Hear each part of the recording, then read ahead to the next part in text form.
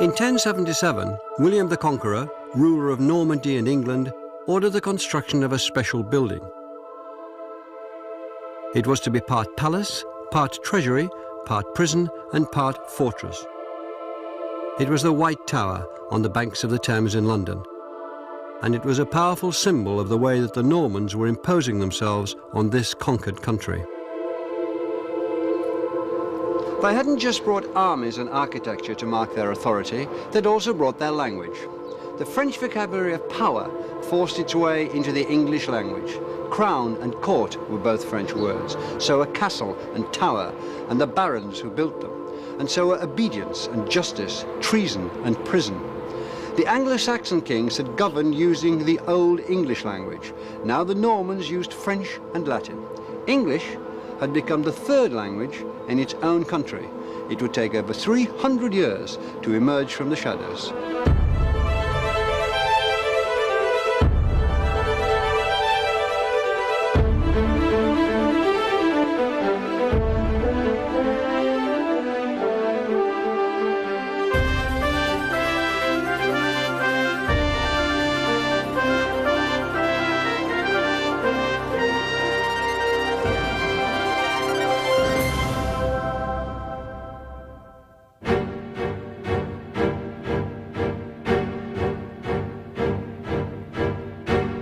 In the years following the arrival of William's army at Pevensey, the Normans tightened their grip on England, now part of a kingdom that extended across the Channel. Across the land, William's men took over every position of power in the state and in the church.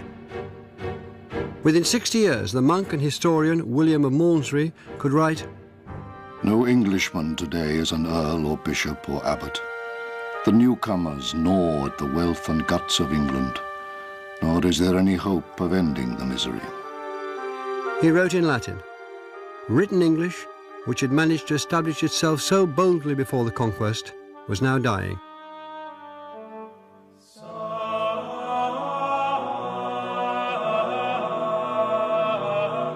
It breathed its last here. Now Peterborough Cathedral, in the mid-12th century, part of Peterborough Abbey. And to Munich mit him, to Oxenford, to the king, and he gaf him that abbotridge. Around the country, monks had been recording the great events of the last 650 years in books known as the Anglo-Saxon Chronicles. They were written in the language of the people, English, and there was nothing like them anywhere in mainland Europe. He was also at Ramsey, and at Tourne, and at Spal, and knew his abbot. Since the Norman conquest of 1066, these unique accounts had been abandoned one by one. The Peterborough Chronicle was the last survivor. In 1154, a monk recorded that the abbey had a new abbot, a man with a very French name of William de Watteville. Is chosen author of himself. Willem de Watteville is gehaten, good clerk and good man, and fair have it begun. He has made a good beginning, the monk writes. Christ is him ure. Christ grant that he may end as well. With this last entry, 6.5 centuries of written history came to an end. Old English had ceased to be the language of record in the land. But that didn't mean that it was going to go away.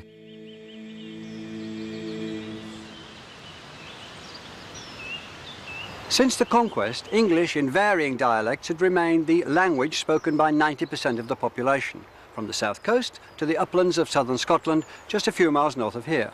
Even further north in Scotland and west in Wales, the culture and language was still Celtic. Old English had continued to develop and change, partly as a result of contact with the language of the Danes, particularly here in the north. The grammar was becoming simpler. More plurals were being formed by adding an S.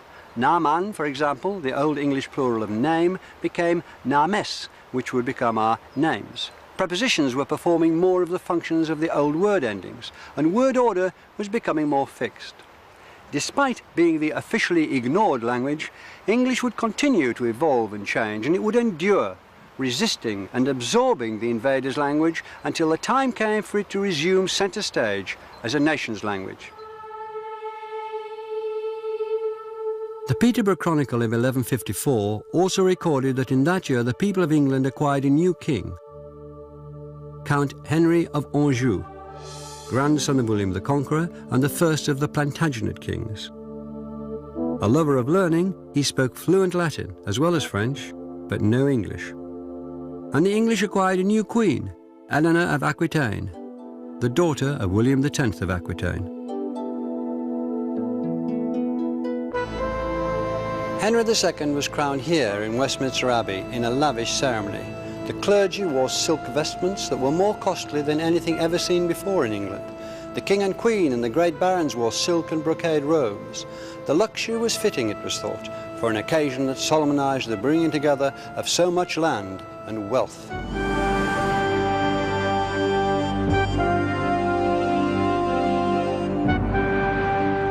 Henry brought his inheritance of William the Conqueror's land in England and northern France.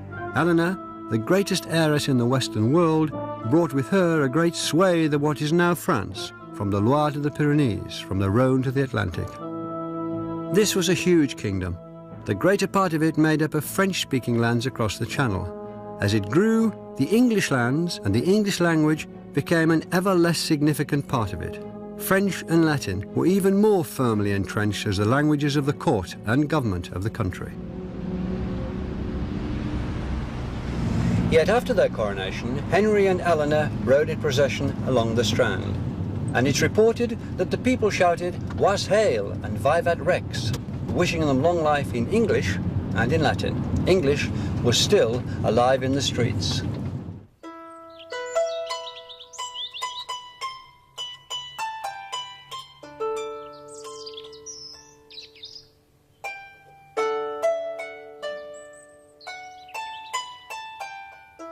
In the court and royal palaces, new ideas from across the Channel were in the air, and new words to express them, words which sang, of courtesy and honour, questing and damsels, jousting and tournaments.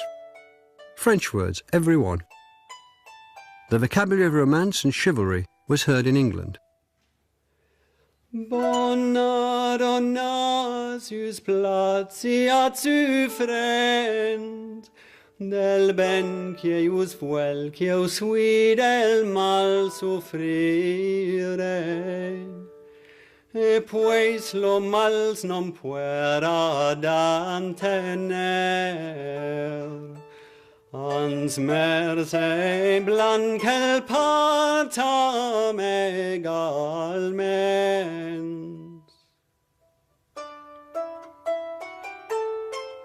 Eleanor, England's new queen, was considered the most cultured woman in Europe. It was she, more than any other, who patronized the poets and troubadours whose verses and songs created the romantic image of the Middle Ages as the age of chivalry, a glorious vision that was never realized outside the pages of medieval literature.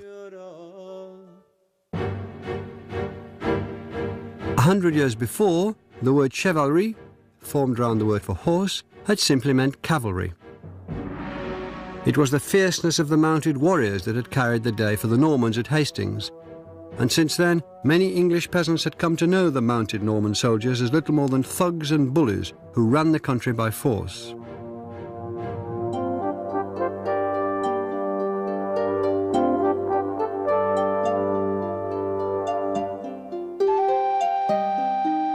But now, mounted warriors had become knights, and the word chivalry came to mean a whole model of ideals and behaviour. Infused with honour and altruism, one that prescribed how to act towards one's liege lord, one's friends and enemies, and of course, fair, cruel ladies. Ideas had shifted, and words with them.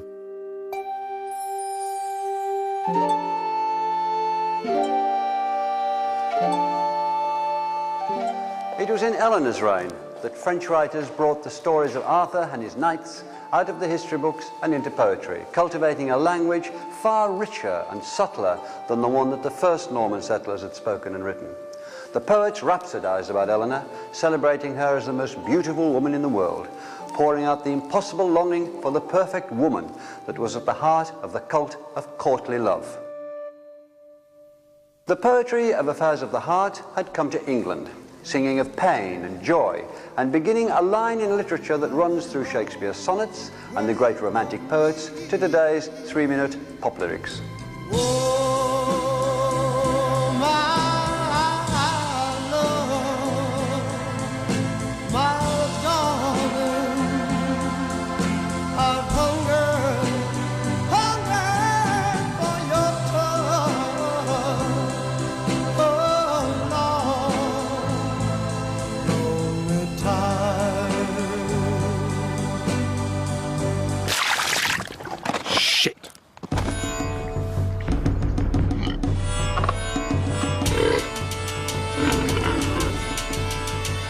Meanwhile, England's native inhabitants were singing their own songs about things in their less exalted condition, things that concern them every day.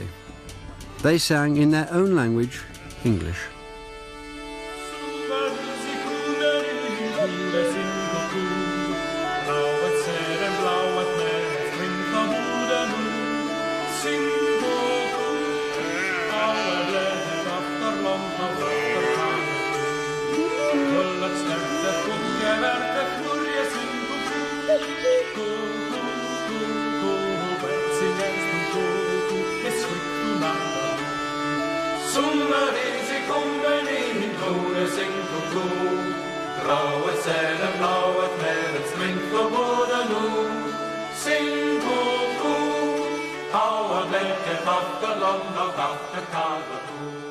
That song was first recorded in 1225, making it one of the earliest pieces of English that's still recognizable today.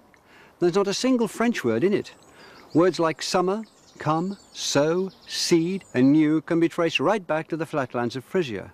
Spring and wood can be found in the Anglo-Saxon poem Beowulf, and Mary, sing and loud in the works authorized by Alfred the Great. There's a pure line of Old English vocabulary here, in a song that comes from the peasants and the land, at the opposite end of the social scale from the troubadours' songs.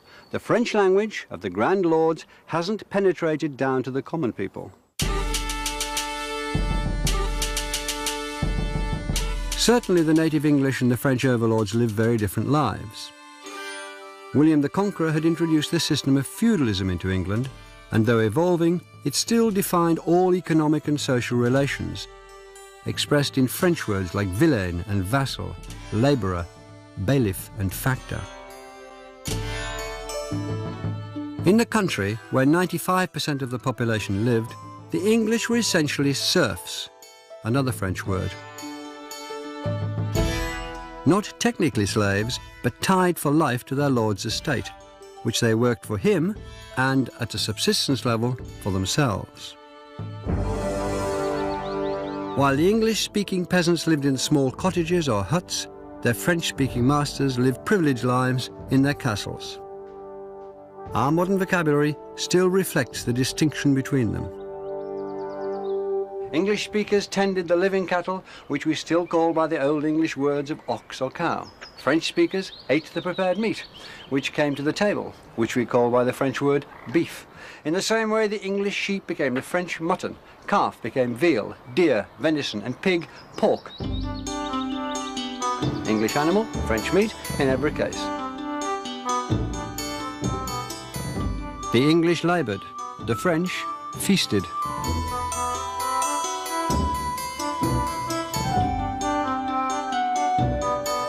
Where English underlings and French masters lived and worked together, the boundaries between their languages inevitably wore away, and the vocabularies of court and countryside mingled.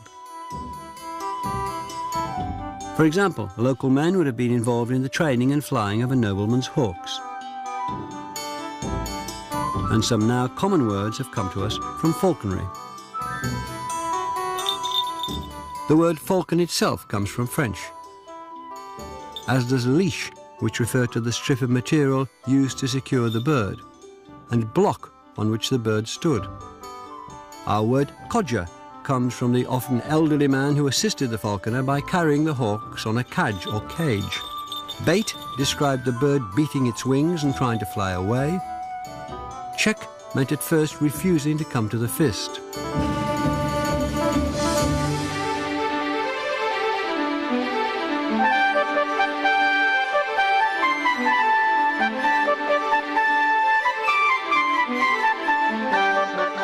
word lure comes from the leather device still used in training and recalling the hawk.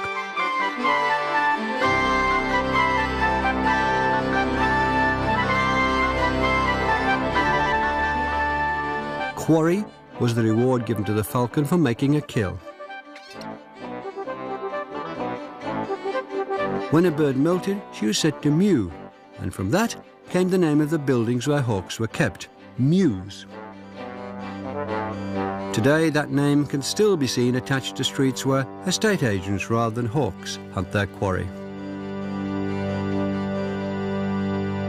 We've just heard 9 French words that came into English from one activity alone. Steadily, French vocabulary was pouring over English. The French influence on the English language as a whole is enormous in terms of vocabulary, not in terms of grammar, but in terms of vocabulary it's unmatched by any other language. For example, fruit replaces the Old English wastum pretty quickly. Within the space of about 40 or 50 years, wastum simply isn't used. But the majority of words don't replace Old English, they stand side by side with them. So we have a word like apple in Old English meant any kind of fruit. Whereas what happens is because fruit comes in and is basically expresses that, apple starts to mean a very specific sort of a fruit. I think it's not true to say that, generally speaking, French words came into the language and ousted the Old English words out of it. Generally, what seems to happen is that the Old English word simply narrows in meaning.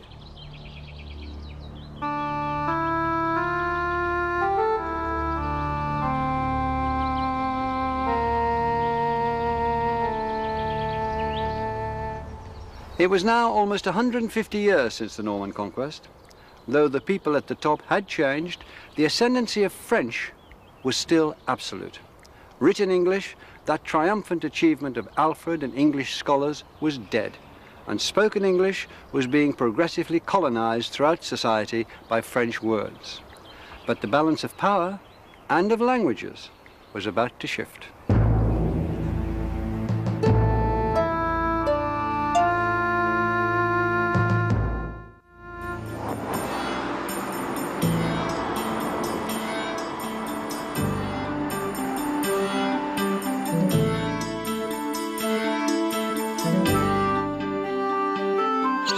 Of course, early 13th century English society consisted of more than English peasants grubbing the land and French-speaking nobility lording it in their castles. Trade was on the increase. The wool trade in particular made parts of England rich. On the proceeds, grand churches were built, even in modest villages like this one at North Leach in the Cotswolds. Services would, of course, be conducted in Latin.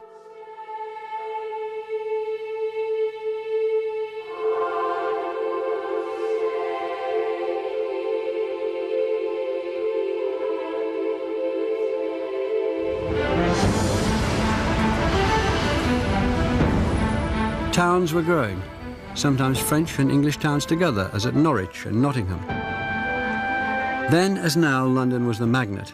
Its population would double in the course of the 13th century. As feudalism loosened its grip, English speakers would flood in from the country looking for opportunities, a better life.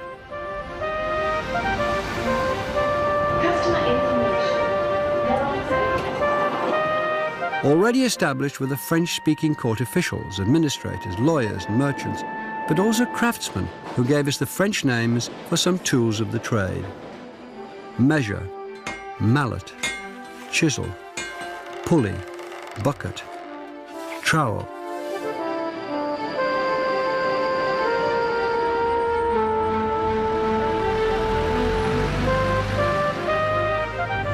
This is Petite France in London. Its name shows that it originally housed a community of French immigrants. In the early Middle Ages, there were areas like this in many English towns, home to craftsmen and merchants who'd come here from Normandy. English and French speakers met and mingled in these places, and the English middle classes picked up French words by the thousand. Merchant, money, price, discount, bargain, contract, partner, embezzle. The English didn't just borrow French vocabulary, they took their names. Then as now, names were a matter of fashion, and the fashion in the early 13th century was for French. So out went the good old English Ethelberts, Elfrics and Ethelstains, Dunstons, Wulfstons and Wulfrics, and in came the newfangled Richards and Roberts, Simons and Stephens, Johns, Jeffreys, and most popular of all, Williams. It seemed that everywhere, French was the name of the game. If this process had continued, whereby French percolated and penetrated into every area of English society, then French could eventually have engulfed English. That didn't happen. Why not? One critical reason was that because of particular historical events, French speakers in England became cut off from their cultural and linguistic roots. In 1204, the reigning monarch John, King of Normandy, Aquitaine and England, lost his Norman lands in a war with the much smaller kingdom of France. The Norman dukedoms, ancestral lands of William the Conqueror, and cultural homelands were part of another empire now. As long as the French nobility and middle classes who lived in England kept contact with their homelands in Normandy, as long as they thought of themselves as French and married within French families, their identity and language were secure. When they lost their connections across the Channel, their language began to lose its grip on English.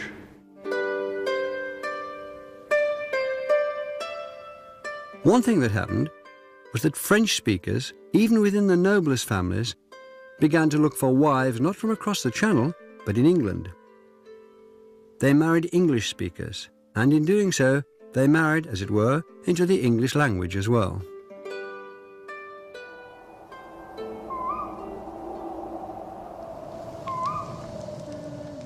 It's said that the hand that rocks the cradle rules the world. It's likely that by the middle of the 13th century, many children in families which would previously have been French-speaking were learning English from their mothers or nurses. Merry it is, one summer last, with Oob-helix song. Och, nu etcheth wind is blast, and weather strong. Hey, hey, what this night is long, and each with well nature long, soreg and mirn and fast. No doubt many of the children of Anglo-French marriages grew up bilingual, perhaps speaking one language to the servants in the castle kitchen and another at dinner in the Great Hall. By 1250, there's even some evidence that children of the nobility were having to learn French from a written primer, grappling with the vocabulary of what was becoming effectively a foreign language. By the middle of the 13th century, more and more French speakers throughout society were themselves beginning to speak English, becoming bilingual. The result was that while French itself became more of a foreign language, French vocabulary, French words, continued to stream into English. Many more words are recorded after 1250 than before. Abbey, attire, censor, defend, figure, malady, music, parson, plead, sacrifice, scarlet, spy, stable, virtue, marshal, park, reign, beauty, clergy, cloak, country, fool, heir, pillory. And because French was the international language of trade, it acted as a conduit for words from the markets of the East. Arabic words that gave to the English saffron, mattress, hazard, camphor, alchemy, lute, amber, and syrup. Our phrase checkmate comes through French from the Arab shahmat, the king is dead. As we've heard, very often the imports didn't replace existing English words, but settled down with them, each word adopting a slightly different meaning. The same thing had happened with English and Old Norse, this layering effect. So, a young English hare came to be named by the French word leveret, English swan, French cygnet. A small English axe is a French hatchet. Ask English and demand from French have slightly different meanings, as do bit and morsel, wish and desire, might and power, room and chamber. On the surface, some of these words appear to be interchangeable, and sometimes they are. But more interestingly, there are fine differences. That's the beauty of it. Answer is not quite respond. Begin isn't always commence. Liberty isn't always freedom. Shades of meaning, representing new shades of thought, were massively absorbed into our language at that time. The range of what I would call almost synonyms became one of the glories of English, contributing to the language's precision and flexibility, allowing its speakers and writers over the centuries to select very precisely the right word. Rather than replace English, French was helping equip and enrich the language for the central role that it was on its way to reassuming.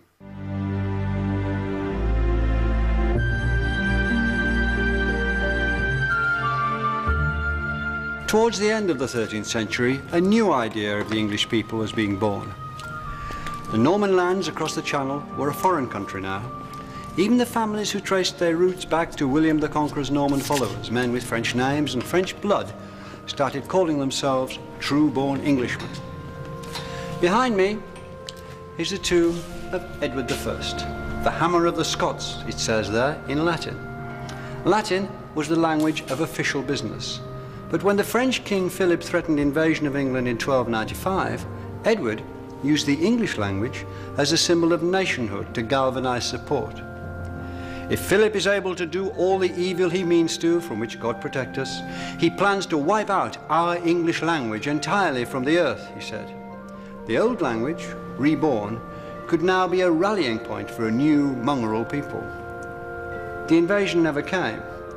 And though Edward made the English language a symbol for the country, he didn't elevate it to official use. Latin and French were still the languages of state affairs. It was Edward's direct ancestor, William the Conqueror, who more than 2 centuries before had enshrined Latin and French as the written languages of state, banishing English.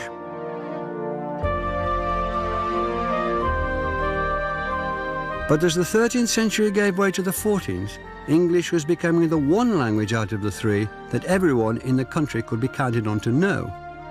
In 1325, for instance, the chronicler William of Nassington could write, Latin can no one speak, I trow, but those who it from school do know. And some know French, but not Latin, who are used to court and dwell therein. And some know Latin, though just in part, whose use of French is less than art. And some can understand English, who neither Latin know nor French. But unlettered or learned, old or young, all understand the English tongue.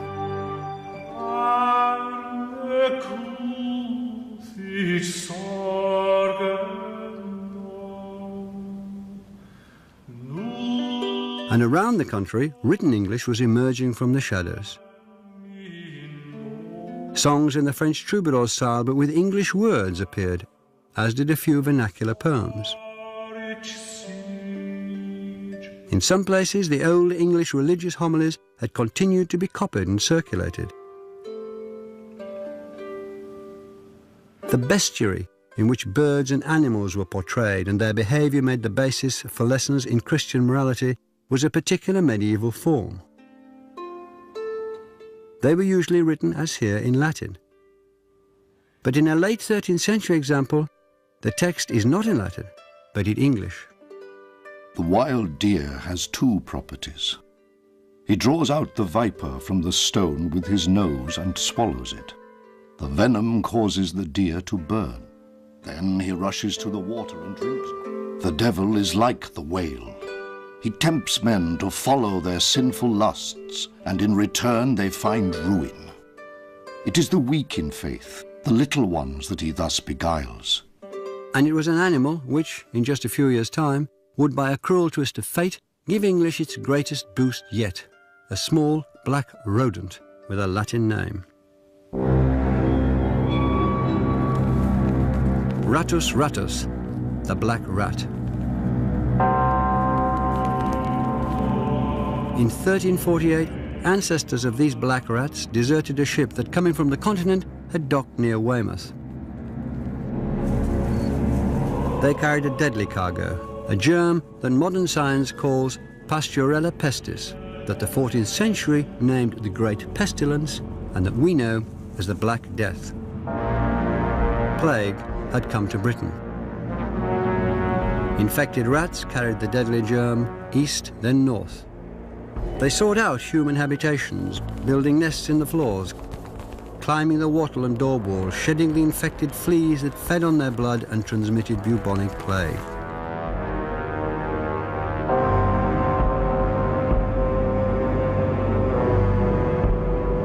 It's been estimated that between a quarter and a third of England's population of 4 million died.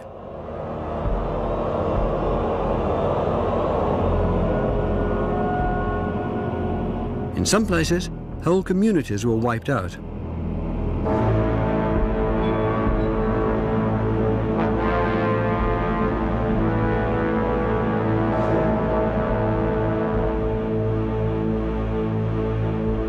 This is Ashwell in Hertfordshire. In the bell tower of the church, some desperate soul, perhaps the parish priest, scratched a poignant record on the wall in bad Latin. The first pestilence was in 1350-1. 1350, pitiless, wild, violent. Only the dregs of the people live to tell the tale. The dregs were those of the English-speaking peasantry who'd survived.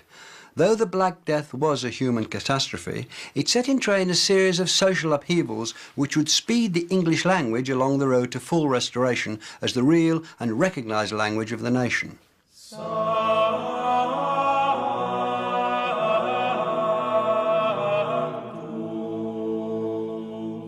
For one thing, the Black Death dealt Latin, the language of the church, a body blow.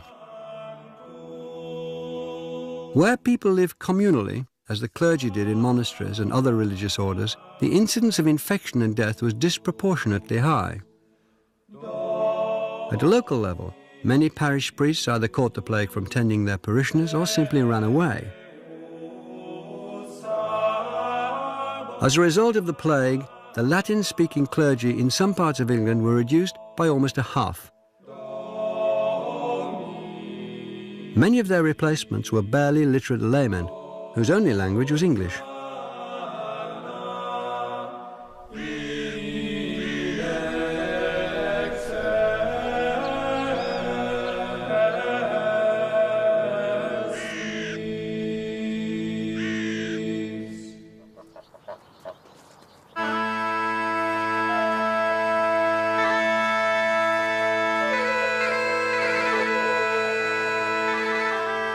England after the Black Death was a very different place.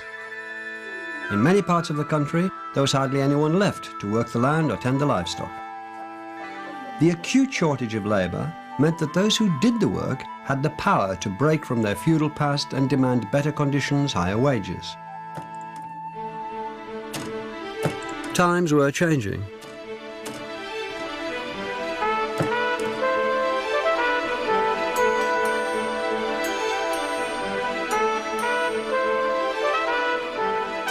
Wages rose, the price of property fell. Working people seized the opportunities they'd never had before. The fortunes of the common people were changing. They were rising through society, and they took their English with them. By 1385, English had replaced French in the schoolroom, and as education and literacy spread, so did the demand for books in English. And English was already finding a place in the state and in the law. In 1362, for the first time in 3 centuries, English was acknowledged as a language of official business. Since the conquest, court cases had been heard in French. Now the law recognized that too few people understood that language, probably because many of the educated lawyers had died in the plague. From now on, it was declared cases could be pleaded, showed, defended, debated and judged in English. In the same year, 1362, Parliament was opened here at Westminster. For the first time ever, the Chancellor addressed the Assembly not in French, but in English. for the worship and honour of God. King Edward hath sumpned his prelates, dukes, earls, barons, and other lords of his realm, to his parliament holden at Westminster, the year of the King's 6 And soon, English would once again be the language of kings. The country hadn't had an English-speaking monarch since Harold had been hacked to death at Hastings in 1066. In 1399, King Richard II was deposed by Henry, Duke of Lancaster. Parliament was summoned here, to the Great Hall at Westminster. The dukes and lords, spiritual and temporal, were assembled. The royal throne, draped in cloth of gold, stood empty. Then Henry stepped forward, crossed himself, and claimed the crown. And in a great symbolic moment, he made his speech not in the Latin language of state business or the French language of the royal household, but in what the official history calls his mother tongue, English. In the name of the Father, Son, and Holy Ghost, I, Henry of Lancaster, challenge this realm of England and the corona with all the members and the appurtenances. Als I that am descended by richtline of the blood, coming from the good Lord, King Henry III. And for that richt, that God of his grace hath sent me, with the help of me kin and of me friends, to recover it. The which realm was in point to be undone through the fault of governance and undoing of the God allowance.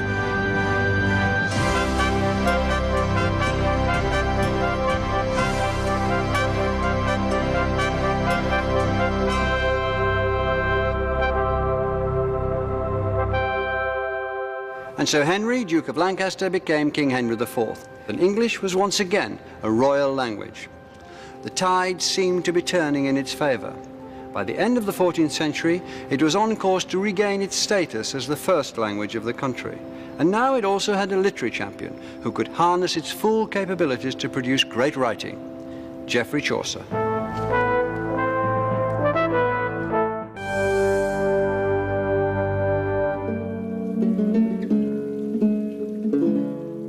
When that April with his sure as soot the drocht of March hath persed to the road, and bathed every vine in such liquor of which virtue engendered is the floor. When Zephyrus eke with his sweeter breath inspired hath in every holt and hath the tender crops, and the young sun hath in the ram his halfy coursey run, and smale fools maken melodie that slepen all the night with open ye, so pricketh him nature in her courage, than longen folk to goen on pilgrimage. Chaucer wrote those opening showery lines to the Canterbury Tales more than 6 centuries ago in 1387. For millions of people since, the Canterbury Tales have been the flowering of the medieval English language and also a great staging post for English literature.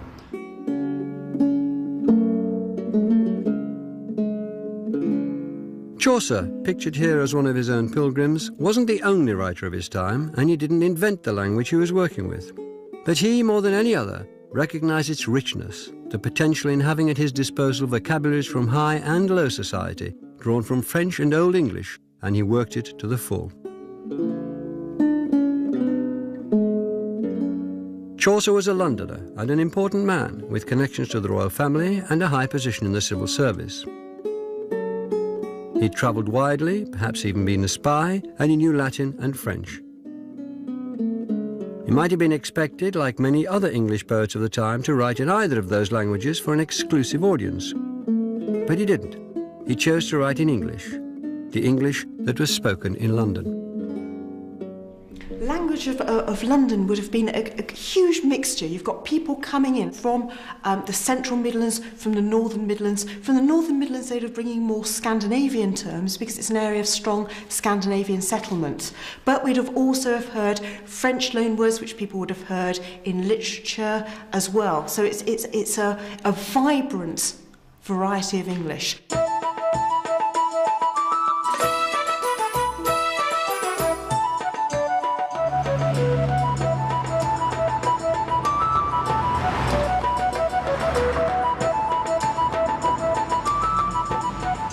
befell that in that season on a day, in Southwark at the Tabard as he lay ready to wenden on me pilgrimage to Canterbury with full devout courage, at night was come into that hostelry well 29 in a company of Sunbury. This is where the Tabard Inn used to stand. Now it's the rather dismal backyard of Guy's Hospital. This is where Chaucer's pilgrims gather before setting out on their pilgrimage to Canterbury. The buildings may have gone, but Chaucer's characters, a cannily constructed cross-section of medieval society, live on in his writing.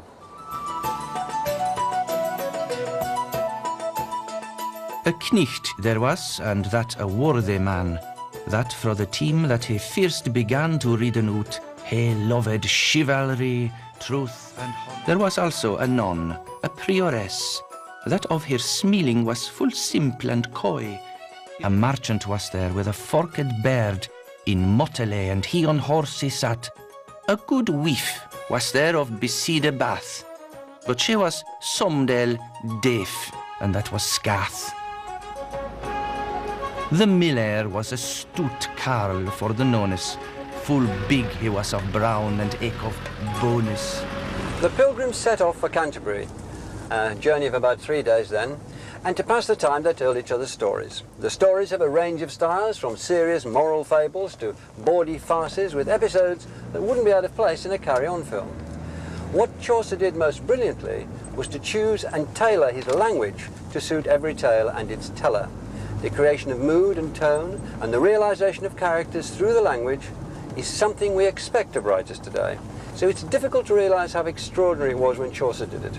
He proved that reformed English was fit for great literature, which gives him a key part in our story. This gentil cock had in his governance 7 hennes for to do all his plaisance, which were his sisters and his paramours, and wonderlik to him as of colours, of which the firest hewed on her throat was clepped fire damos saile pertelot. Can you tell us what language is predominating in this particular passage? Well, you've got so many French words, haven't you? They really hit you between the eyes. Even today, I think you'd notice them. Gouvernance, plaisance, paramour. In fact, Chaucer is thought to be the person who introduced paramour into the English language himself. And those words, plaisance, gouvernance, all appear from about the 1350s, so they're quite new at a time when Chaucer used them in Nun's Priest's Tale. The question, of course, is why is he doing this? Well, it's odd, really, isn't it? Because this is a story about chickens. It's a story about a cock and his hens. And you'd have thought that perhaps a less refined language might be in order. But Chaucer is playing with the whole idea of an exalted style. And so he's investing these hens and cocks with a feeling of great literary quality. You know, it becomes almost a mock epic. Chaucer not only used existing French words for poetic effect, he also introduced his own elevated synonyms, sometimes bypassing an English word in favour of a more stylish French borrowing. So, English had the perfectly good hard as a noun. Chaucer borrowed the French word difficulté. In place of unhap, he gave us disadventure. For shenship, dishonesté. For building, edifice. For unconning, ignorant. And for meaning, signifiance. But Chaucer wasn't just ensnared with the elegance of French, he also cherished the directness and earthiness of English and used it, for example, in The Miller's Tale, where the student Absalon's midnight assignation with a neighbour's wife doesn't go quite according to plan. This Absalon gan weep his mouthful dree.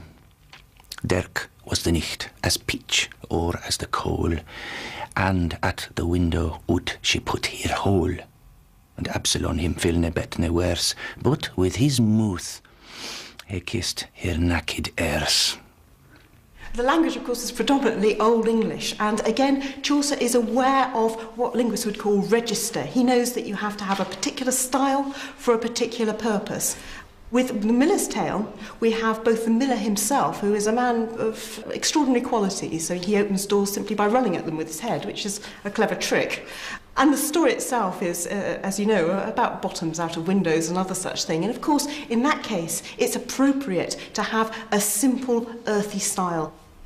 He knows that if he's talking about basic, earthy stuff, he might as well use good Old English words. And I think it's actually marked that use by not using many French words. I think people would have picked up on that. We certainly do. The style seems very direct, almost colloquial. Of course, that's literary artifice. But it does seem direct and colloquial, and that's as a complete result of the way in which he's using the language. The language he'd have heard on the streets. Words like ass, meaning arse, I'm afraid, and other such rude words. Scholars dispute how much vocabulary Chaucer actually introduced into English. With Old English, he certainly reintroduced words which hadn't been written down since before 1100, probably because they weren't considered important or seemly enough. Words like churlish, farting, friendly, learning, loving, restless, swiven, wasp, wifely and willingly.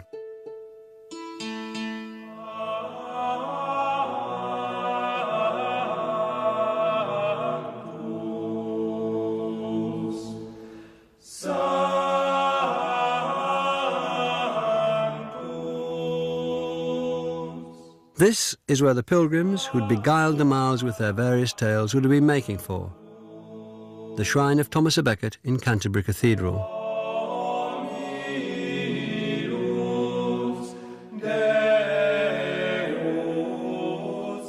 The brilliant archbishop, son of a French merchant, had been brutally murdered in 1170 by knights acting on the wishes, if not instructions, of Henry II, that first Plantagenet, whose wife Eleanor had done so much to promote the courtly French language, which Chaucer was now mining so expertly.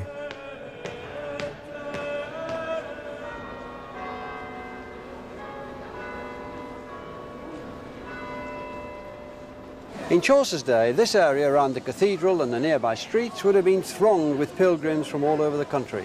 Well, the thronging hasn't changed, but they would have been speaking in the dialect of their homes. English wasn't uniform in the way it was spoken, and Chaucer himself in the Reeve's Tale gives us literature's first fully northerner, who speaks with flat vowels.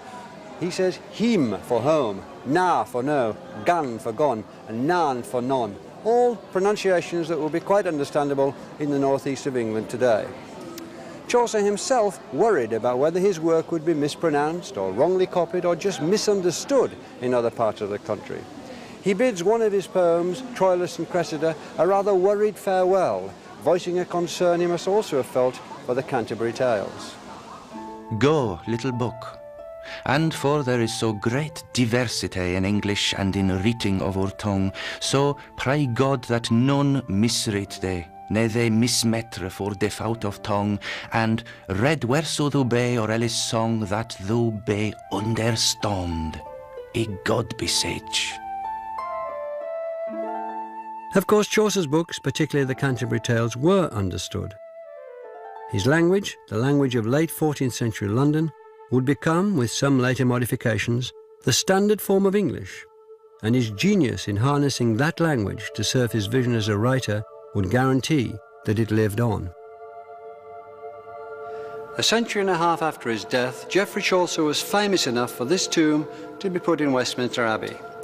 In the intervening years, his tales had spread around the country and delighted listeners and readers ranging from London merchants to the future Richard III. Before the 15th century was out, the Canterbury Tales had been printed by Thomas Caxton, ensuring the future of Chaucer's work and furthering the process by which Southern English, Chaucer's English, would become the standard. Chaucer was the first poet to be buried here in what's become Poets' Corner. It's appropriate for the man who not only entertained and delighted in his own work, but who, through expanding the capabilities of the English language, created a standard and a platform for those who followed.